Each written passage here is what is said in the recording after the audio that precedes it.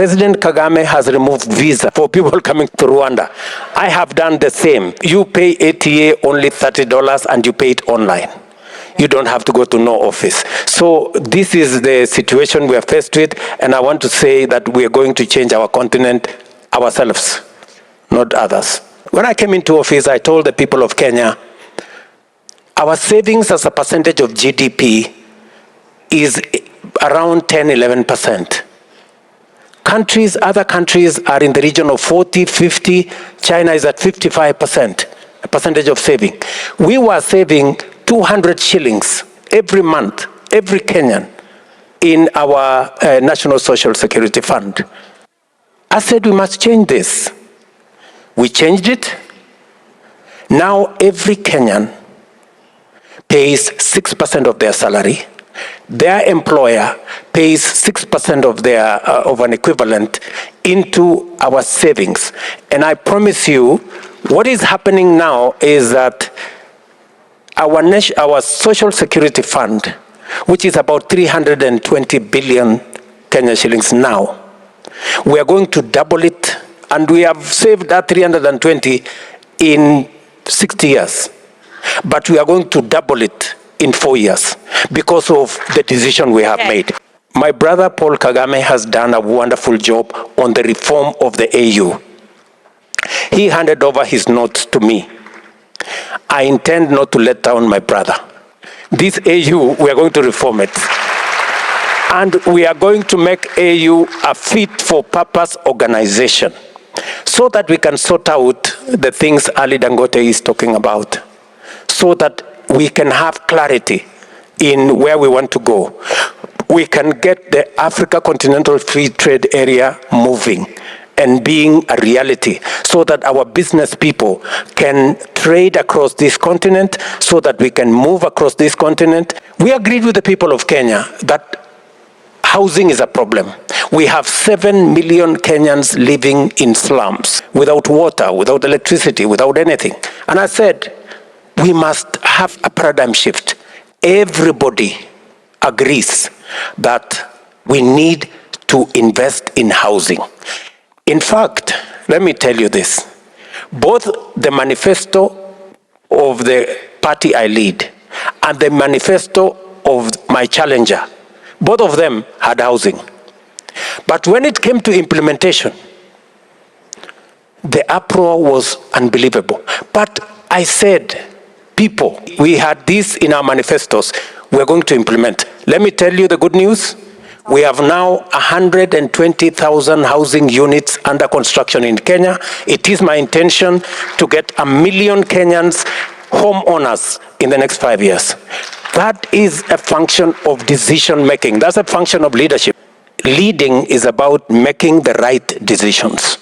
And always, I am challenged, because when I make right decisions, people always tell me, you know, you have to think about your re-election.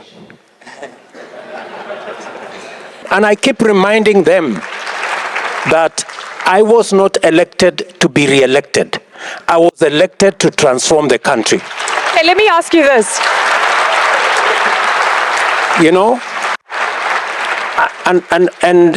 I remember when I speak in some fora, and people come and whisper to me, oh, you know, don't say too much, because you see, you know, these people might get annoyed with you, and you know, I'm asking myself, it's not in my place to say what people want to hear or what is popular. It is my position to say what is right. And you know, what is right is not necessarily popular. Yes. And it is the conversation. That's very. It is the conversation we are having in Kenya. The best partner for us is the one that accepts to have a deal that is a win-win. We must continuously, in whatever engagement, we must keep our interests at the center of our focus. If we sign a bad deal, we must not finger point. It is up to us to make sure that we don't sign bad deals for our people. You know, and I agree with President Kagame, this mentality of victimhood, that you make a mistake and then you want to blame somebody else. Yeah. It's not right. I mean, we must say no if the answer is no. And we must be firm to say this cannot continue. In fact, that is the conversation we are currently having. We are telling our friends, our development partners, the architecture that exists, the financial architecture that exists is faulty. It is unfair. It is not right. It must be changed. When we started that conversation, it looked weird. Today, they have come to the table accepting what they did not believe in the past. Today, they agree with us that the current international financial architecture is faulty, it is unfair, it must be fixed. It is one of the conversations I'll be having with President Biden, because the US has a lot of say on the current international financial architecture. And we are saying we are not making a policy for a moment. We want to have a conversation as a continent. And for your information, if you have followed my language, yes, it's about Kenya, but it's in the context of us being Africans, and it's a context of Africa. I don't think it is the case that they are not listening. I think they are. In fact, we have managed to move the debate from where it was to where it is. When we started this debate, the whole proposition of reforming the international financial architecture, nobody used to listen to it. Today, every country, from the US to European Union to China, all of them have come to the conclusion that what we were saying, that the current international financial architecture is not fair, everybody has come to agree with us. And in fact, they are now asking, what is the mechanism of us to reform this financial architecture? So that's number one. I think we have a win there, but everybody now agrees there is a problem. This international financial architecture is not fair. That's number one. Number two, already there is a realization that what we have been saying, that we need more concessional resources, there is already a convergence of thoughts. And I could see it last 2 weeks when we had the AIDA conference in Nairobi, that there is now a greater realization that African countries, countries in the developing world need concessional, long-term, adequate resources. And number three, the World Bank, the IMF actually, has already come round. The FDR, special drawing rights, that initially benefited countries that did not need the money. Now, they have agreed that we need to rechannel the SDRs through, our proposal was Africa Development Bank, because that way it will get to more developing countries like Kenya, Rwanda, and others, and it will get to those countries at concessional rates. And again, those resources can be leveraged so that we get more resources into our economies. When the current multilateral development banks came into being in 1945, countries like Kenya did not exist. And yet, Kenya is now the 7th largest, maybe 6th largest economy in Africa. We're a big player. And yet, our status is neither here nor there. It is time that we have a new conversation, because the lenders are important, but the borrowers are important too.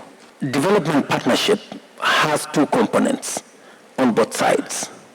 So we must have a candid conversation so that we have an organization that is democratic, that is representative, so that all of us have an equal voice on what happens. And that is why when we had the meeting of AIDA, we put our propositions on the table. We believe there should be a fairer, more balanced representation at the multilateral development banks boards. so that our voice, our ideas, our suggestions are on the table. That's number one. Number two, we believe that we must go for a win-win outcome. Where do we put more resources?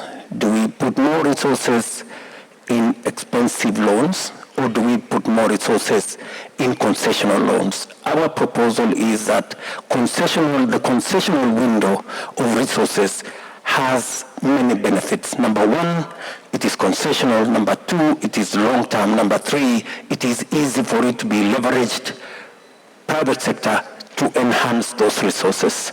The international community is now awake to the reality that what we are saying is not what everybody thinks. What we are saying makes sense. That we need a fairer system. One Kenya, for example, when we went to the financial markets in January, because I had to, we got resources to move forward at 11%, 10 point something percent. This is exactly what we've been saying.